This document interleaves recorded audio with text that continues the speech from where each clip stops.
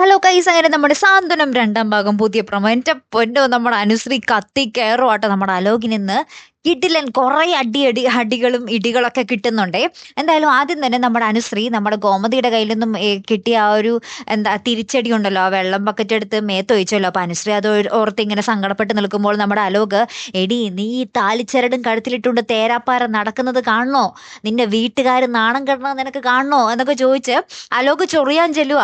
അനുശ്രീയെ വെറുതെ വിടോ? അനുശ്രീ ആകെ കട്ടകൽപ്പിൽ നിൽക്കുവല്ല. അനുശ്രീ ആ താലി ഉണ്ടല്ലോ, താലി കഴുത്തിൽ നിന്ന് അങ്ങോട്ട് വലിച്ചു പൊട്ടിച്ചിട്ട് അത് വെച്ച് നമ്മുടെ അലോകിന്റെ കഴുത്തിൽ മുറുക്കിയിട്ട് പറയുന്നുണ്ട്, എന്നെ എന്റെ വീട്ടുകാരെ എന്തെങ്കിലും പറഞ്ഞാലുണ്ടല്ലോ നിന്നെ ഞാൻ വെച്ചേക്കില്ലടാ. എനിക്ക് മരിക്കാൻ പേടിയില്ലാതെ നിൽക്കുക, അതുകൊണ്ട് തന്നെ എനിക്ക് കൊല്ലാനും പേടിയില്ലടാ.